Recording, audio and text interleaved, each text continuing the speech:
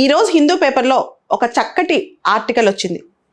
Can the civil servants express there views on law and governance? ఐఏఎస్లు, ఐపీఎస్లు, ఐఆర్ఎస్లు చట్టాల మీద, పరిపాలన మీద వాళ్ళ ఒపీనియన్స్ చెప్పొచ్చా అని చెప్పి. అసలు చెప్పొచ్చా లేదా? ప్రభుత్వ వ్యతిరేకంగా సివిల్ సర్వెంట్స్ మాట్లాడొచ్చా? ప్రభుత్వం అంటే ఎక్కడుంది? ఇది పెద్ద క్వశ్చన్.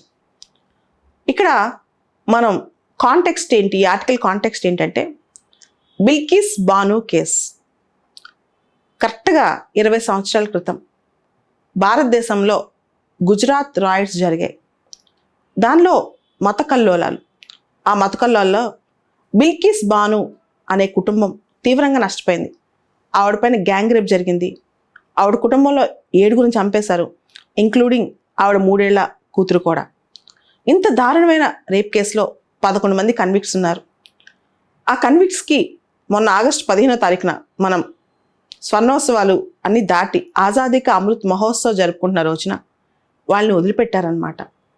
వదిలిపెట్టినప్పుడు దేశం మొత్తం అవాక్కైంది. వాళ్ళకి గార్లాండ్స్తో, స్వీట్స్తో స్వాగతం పలికారు, అదేదో హీరోయిజం చేసి వచ్చినట్టు. సో దీని మీద ప్రతి మహిళ ఆలోచించింది. కొంతమంది బయటికి చెప్పారు, కొంతమంది చెప్పలేదు. అలాంటి మహిళే స్మితా సబర్వాల్ కూడా.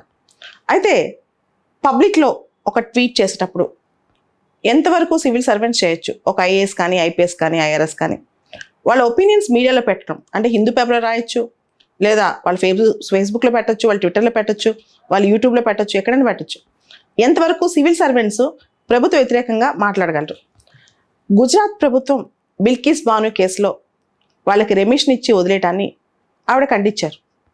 ఆవిడ ఆ ఖండనలో నేను ఒక మహిళగా, ఒక సివిల్ సర్వెంట్గా దీన్ని గర్హిస్తున్నానని చెప్పారు.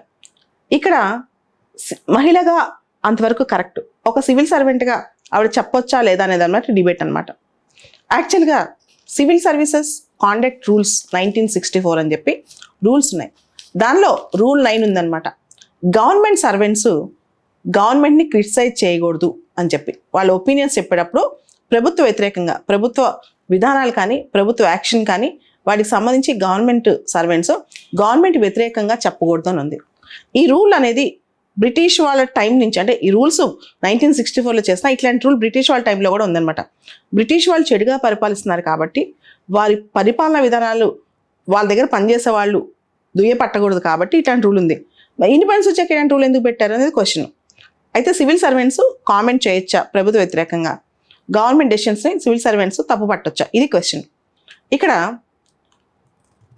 ఇదే క్వశ్చన్ ఒక 10 సంవత్సరాల క్రితం ఎగ్జాక్ట్గా నేను ఉద్యోగం చేస్తున్నప్పుడు మా బాస్ని అడిగాను. ఒక సందర్భం వచ్చిందనమాట.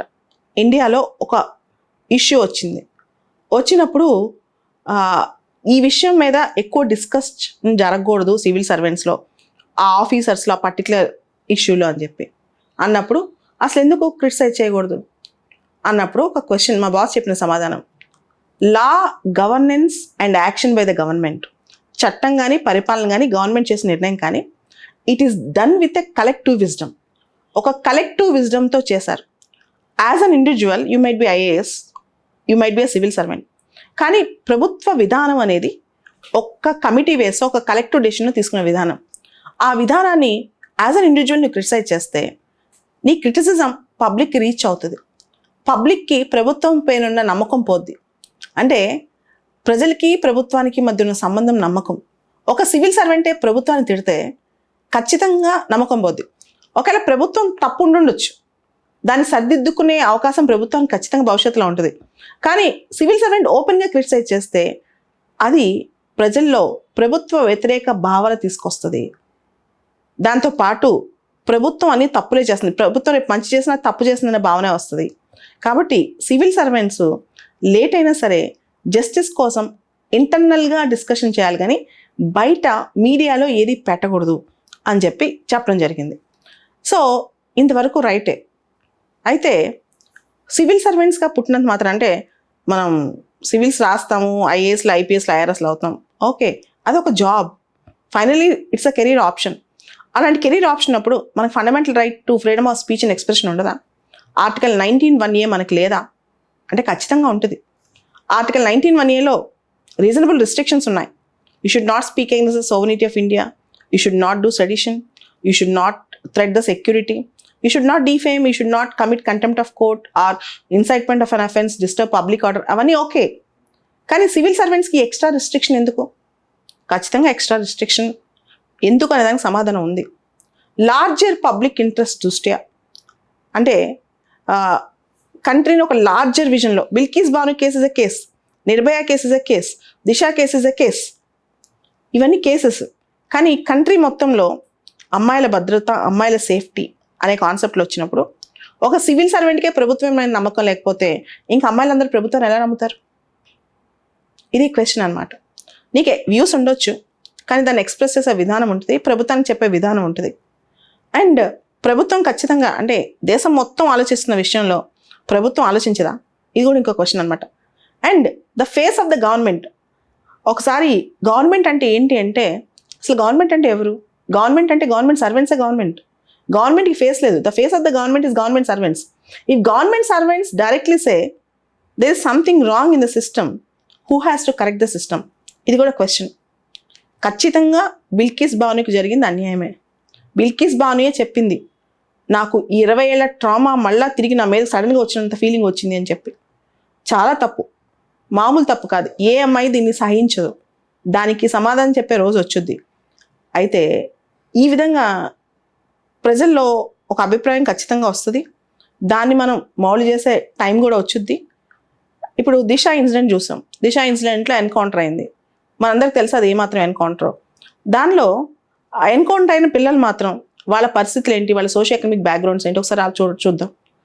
వాళ్ళు ఎన్కౌంటర్ చేయడం తప్ప ఒప్ప డిస్కషన్ పక్కన పెడితే, అసలు దిశ ఇన్సిడెంట్ అయ్యాక రేపు రావడం తగ్గాయా? ఎన్సీఆర్బీ డేటా వచ్చింది, రేపు డేటా చాలా రిలీజ్ అవుతుంది. ఒకసారి మహిళల పట్ల ఉన్న హెరాస్మెంట్లు కానీ, మహిళల పట్ల ఉన్న అసాల్ట్స్ కానీ డేటా ఒకసారి చూడండి. నిర్భయ ఇన్సిడెంట్ అయింది, 10 ఏళ్ళు అయింది ఈ సంవత్సరానికి. రేపులు తగ్గాయా? ఉమెన్ పైన అసాల్ట్స్ తగ్గాయా? సిస్టమిక్ కరెక్షన్ గురించి ఆలోచించాలి, కానీ ఇండివిజువల్ కేసులో రియాక్షన్ అనేది అంత కరెక్ట్ కాదు. ఇది గవర్నమెంట్ సివిల్ సర్వెంట్స్ దగ్గర నుంచి ఆశిస్తుంది. సివిల్ సర్వెంట్సే కీలక పాత్ర. అసలు సిస్టమిక్ కరెక్షన్ చేయాల్సిన బాధ్యత ఎవరు? Politician will come and go, political parties will come and go. Politician is temporary, but bureaucrat is permanent. He is going to lead the nation. అటువంటి బ్యూరోక్రాట్ మాట్లాడేటప్పుడు ఇలాంటి బిల్కిస్ బాను కేసు రిపీట్ అవ్వకుండా చూసుకోవాలి, కానీ ఒట్టి బిల్కిస్ బాను గురించి మాట్లాడటం అనేది అంత రైట్ కాదు.